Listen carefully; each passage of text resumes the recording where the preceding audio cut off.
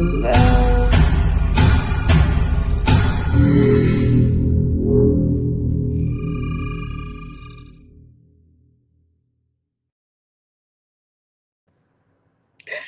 Hello. Good morning. Welcome to NFT Malam. This is week number 30. My name is Kafi D'Ambrosi, and I am your host for today. And next to me is our co-host, Ruler in Peace. Welcome, Ruler in Peace. Ruler in Peace, are you live with us? Are you live? Let's see. Let's bring Ruler in Peace back. Ruler in Peace. Ruler in Peace, welcome back. Are we having technical difficulty? Can you hear me, Ruler in Peace? Hello, we can't hear you. We're going to remove you from the stream. We're going to let Ruler in Peace come back to resolve his technical difficulty. Today, we have Alan Titel as our speaker, and he will be discussing a question: what is fine art? And let me see if I can bring our co-host back one more time. Let's try it. Do we have a co-host today? Did we lose our sound? We lost our sound with our co-host. I can read your lips, but we have no sound with you. We have no sound. Nope, we have no sound with you. We did our test. So we're going to head right in with our speaker for the day. We're going to head right in for our speaker for the day. His name is Alan Titel. He is an Emmy-nominated cinematographer with over 30 years of experience in cinematography, fine art, photography, and more. And without further ado, welcome Alan Titel. Let's see if he's ready. Good morning. Good morning, Alan Titel. How are you? I am having a wonderful morning. Good morning. Just on my first cup of coffee, though. Fantastic. So, as you know, we have been having an ongoing conversation ourselves. What makes art fine art? And you have some amazing art out there.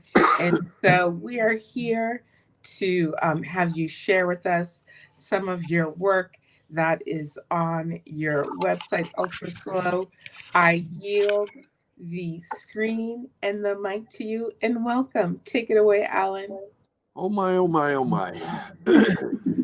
Fine art is such a difficult thing to quantify or describe or identify.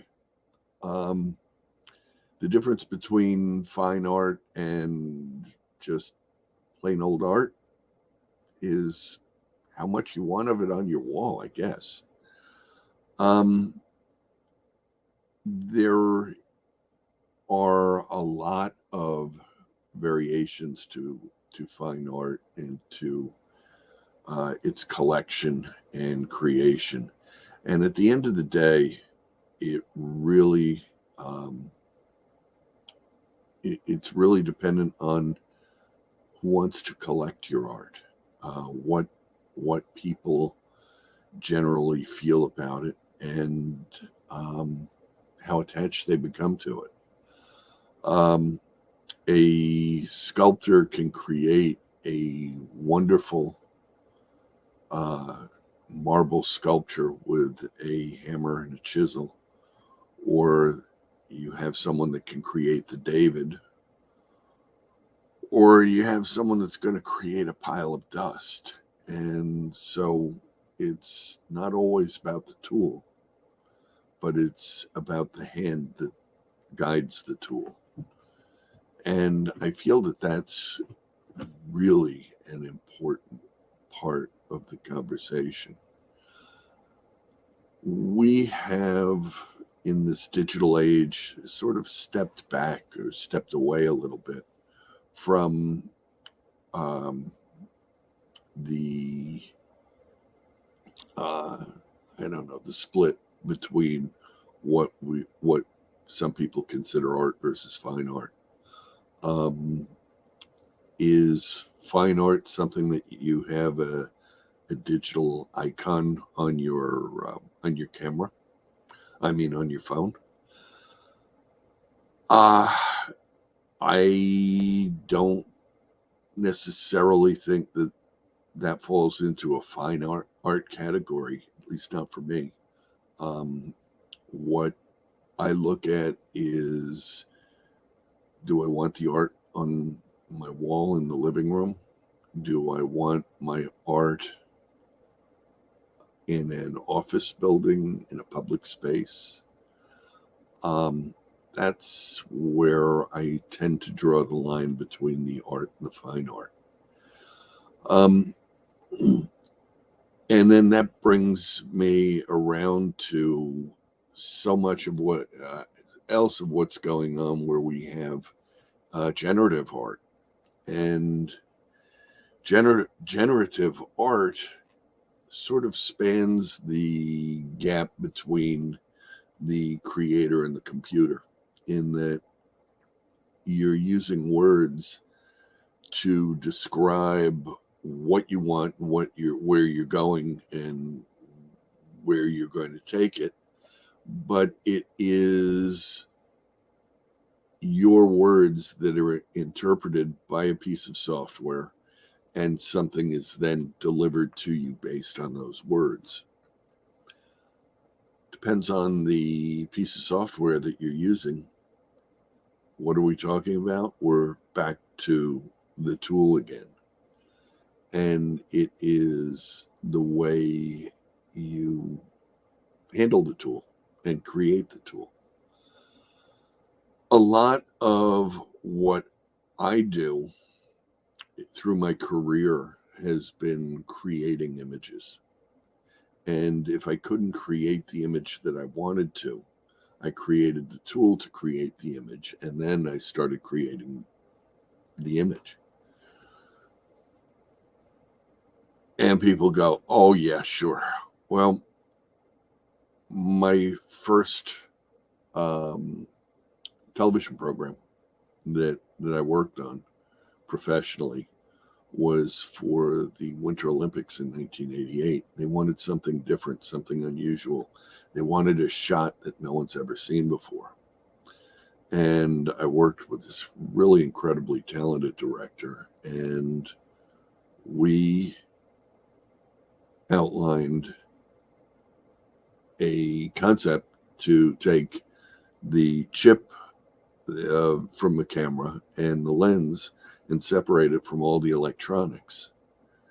That became the first helmet cam on live television. We spent $1.2 million to build the first one.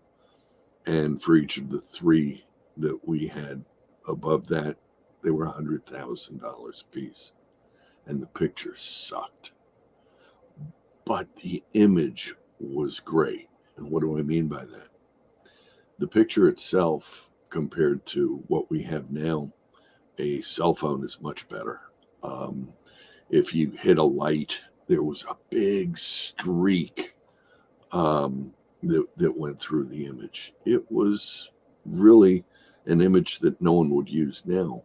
However, what we did was we were able to put cameras on the chest of a skier, on the head of a skier.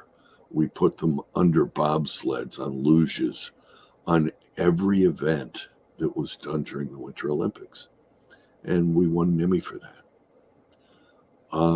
Then years later, I was working with slow motion and migrating from film slow motion, figuring that there was an opportunity to do this with digital cameras. And I went into a machine shop. I got one of the most expensive industrial cameras, and then adapted the industrial camera to the optics, and then we had to build some lenses to match the camera to the lens, and we did the first slow motion camera for sports replay on television. So it was building the tool for the image. In the in between time, I also worked with Adobe, working with Adobe Premiere and Adobe Photoshop. In the early days, I'd get all of the software before it was released, because I was the only one that could break the software. And if I couldn't break it in 15 minutes, then they would release it. But first pass, I could break a piece of software in 15 minutes without breaking a sweat. So I have worked with evolving some of the digital work, and I don't know how I can share my screen here and bring you into my website.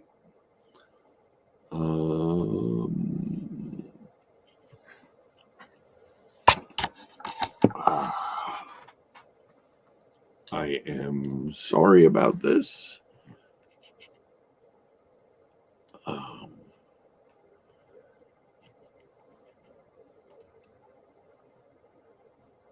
Share screen. There we go. Share that.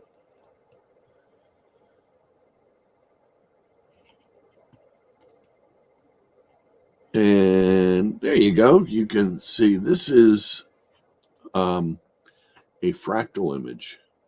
I got involved with fractals in the 90s when we were doing a project looking at fractals for working with image compression, where fractals were thought to be able to be used in image compression, but also for image magnification. So we were looking at working with aerial reconnaissance photographs and being able to pull more detail out of them. It was an expensive process. It was pretty much a failure of the technology. It really didn't work for that. But what it did work for, that was really amazing, was creating all kinds of art. And I became very, very interested in it. And as we evolved through COVID, I started spending a lot more time working and developing at some of these fractal images. Now, fractals are a repetitive image, and it is a random mathematical formula that I'm using. And then I'm using software to go in and work it and be able to manipulate the image. And where I work and where I separate myself from other artists is that I work in extremely high resolution. Most tools that you use in photography and computer generated images are really 72 dpi. So it really limits the size and the detail that you can get when you're presenting a picture. With my images, I am working at up to 1200 dpi, which is even far beyond the ability of most printers to print. Most of the home printers and that kind of thing will only print at 72 DPI, some of them up at 300 DPI. So what is a DPI? It's a dot per inch, which means that for every inch of picture that you print, how many dots are there that create that image? So at 72, that's pretty much what your standard screen resolution is. That's what you're going to get out of your cell phone.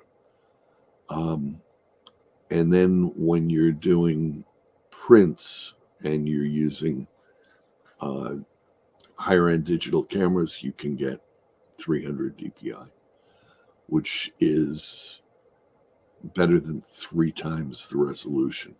So when you see a print that's created out of an expensive camera, you wonder why it's so much different. It's all about the resolution.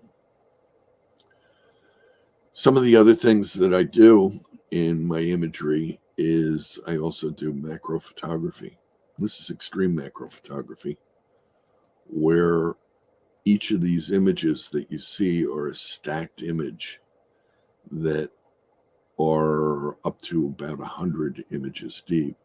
This is a composite photograph from slow motion, which is in a couple collections now as print. I've spent a lot of my time also doing documentaries for Discovery,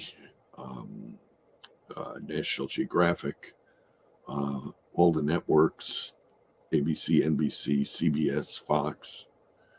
So I've been involved all around in doing a number of nature shows. And so one of my passions is macro photography.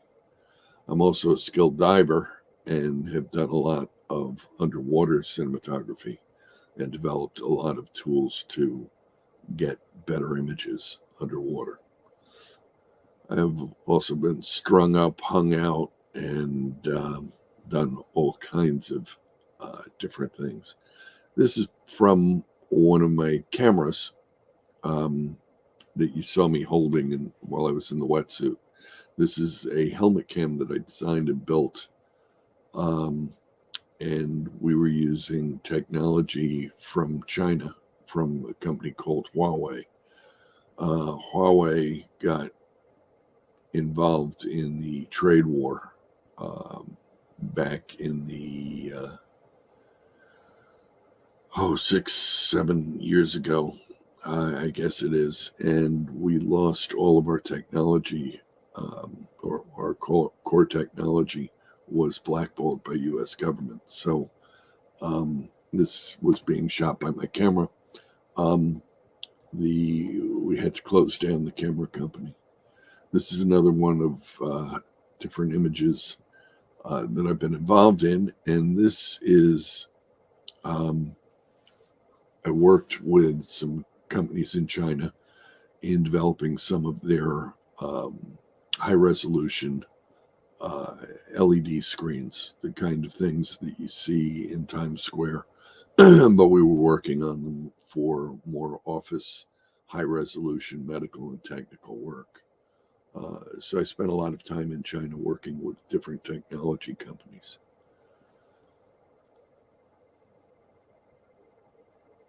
In working with companies to try and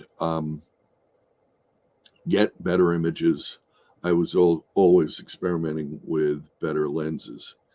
In many cases, companies would give me the lens and tell me to work on it and try it. And in other cases, I would have to build my own lenses for it.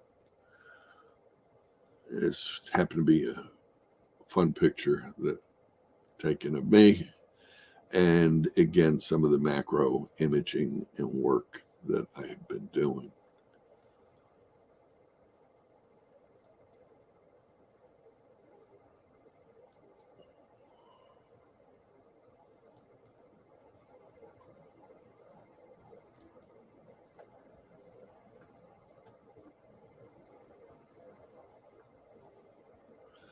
On my website, I have been doing, I've been become more active in producing blogs, talking about fine art, talking about imaging.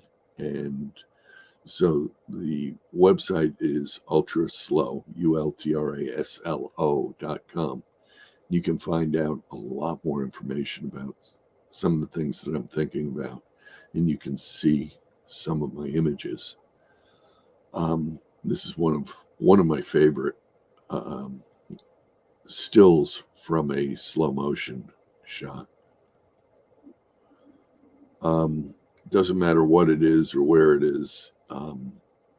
It's always fun to go out and get the images.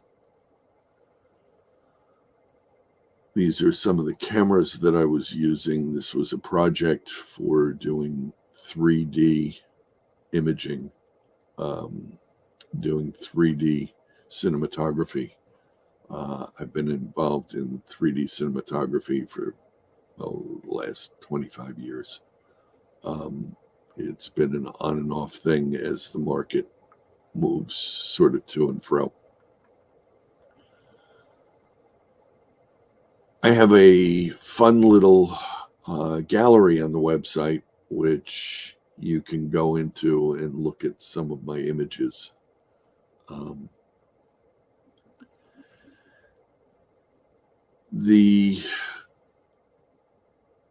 I have a number of collections of various types on the website of all kinds of different images.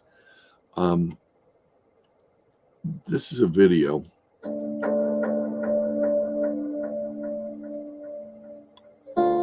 that was shot completely with my version of a helmet cam. It was the Alcove Pro 4K Cine. The difference with my camera was that I had interchangeable lenses so that I could do macro work with a small camera and get in and really see the world around me and be able to share that. One day we hope to be able to revisit and take this camera technology to the next step. And basically, in my world, I'm hoping to be able to build the Swiss Army knife of imaging so that we'll be able to go and get better images through better parts of the world and be able to cost effectively share that with people.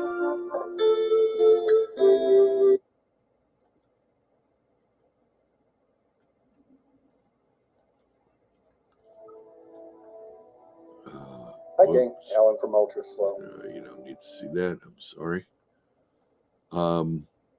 This was a fun video from a long time ago where we would just blow things up in slow motion.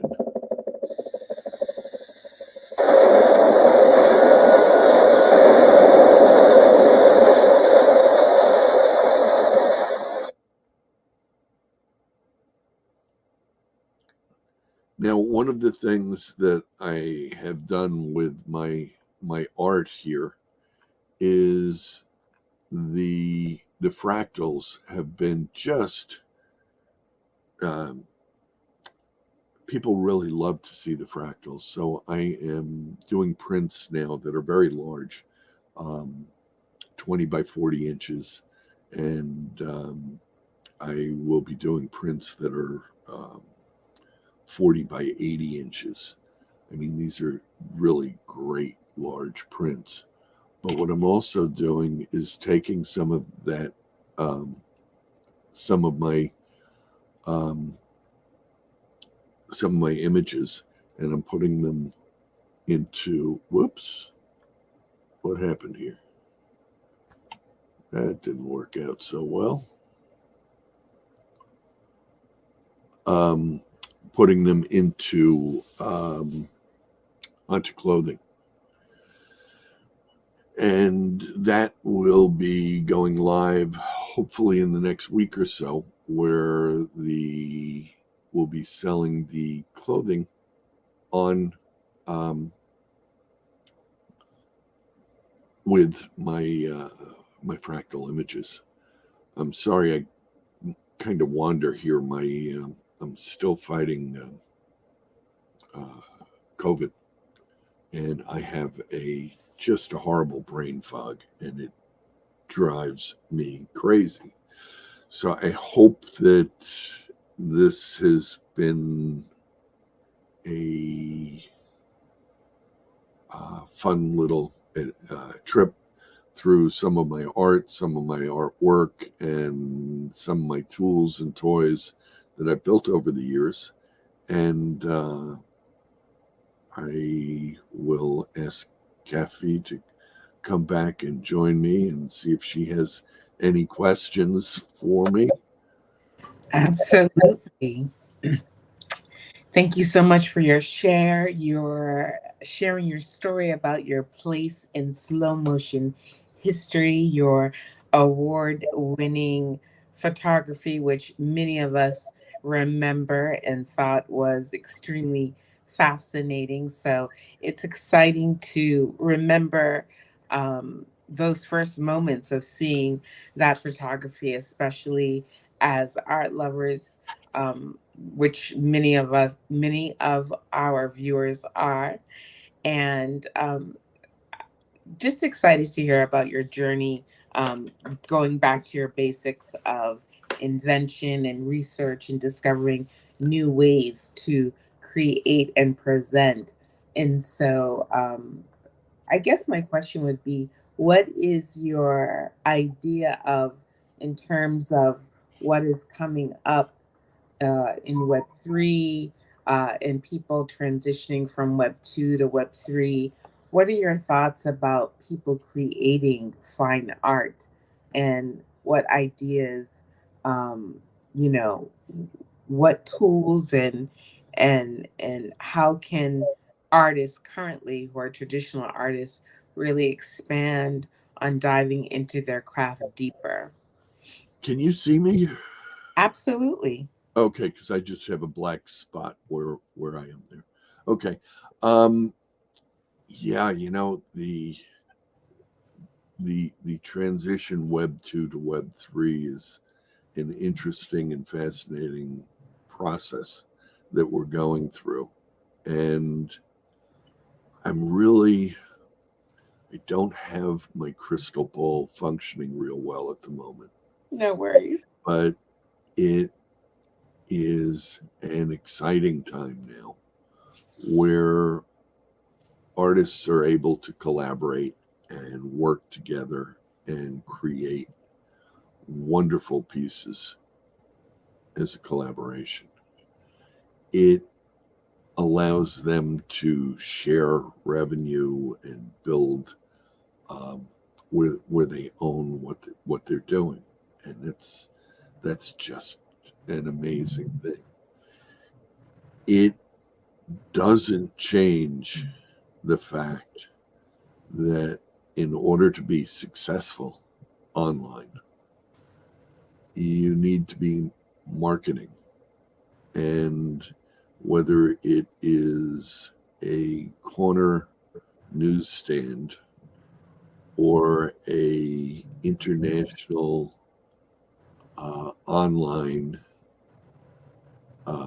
platform, the one thing that runs as a common thread through everything is that unless people see you, unless they know you, unless they know who you are and where you are, it don't matter to me.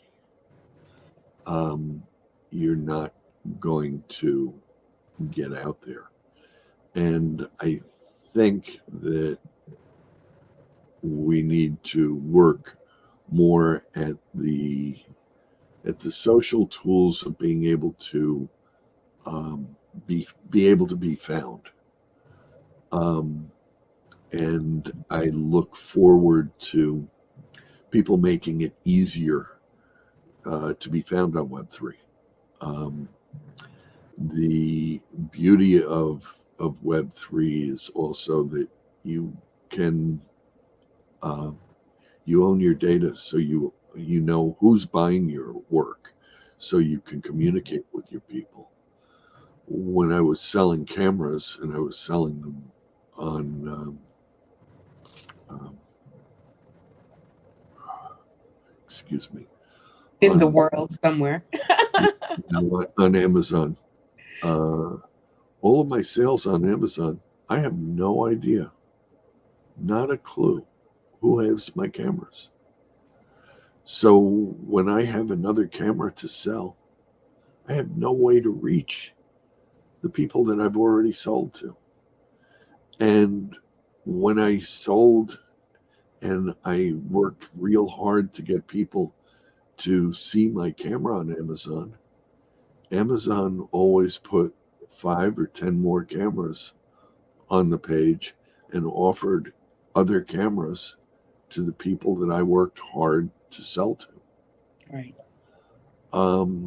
As a consumer, it is a interesting and a good thing. I mean, we all shop at Amazon, and we know that, oh wow, look at that, I like this, but there's a cheaper one. But is the cheaper one as good? Do you know that? And I had a lot of people that bought cheaper cameras. When they came looking for my camera, they got a inferior camera, an inferior product. They didn't get as good an image, and they walked away from what we were doing and what we were trying to bring to people. So there is a lot of being able to share that we can do by controlling our own data, controlling our own destiny, if you will, on Web3 that was difficult, if not impossible, to do on Web2. And so I really, really look forward to seeing the tools as they are rolling out and developing in the Web3 world. Fantastic. Well, we are looking forward to seeing more of your art this year around town, as they say, in different locations. And please feel free to share all of your drops, your information in our shared community at NFT Malam in our Telegram group. And we thank you so much for coming on today as our featured speaker. And we are looking forward to next week's speaker. We'll be letting you know as soon as possible who that is. We have a stack of people vying to be the next speaker for next week. And we will see you soon. Again, thank you so much, Alan Titel. And we will see everyone next week. And just know that everything is working out for you. Bye-bye, everyone. So long. Thank you.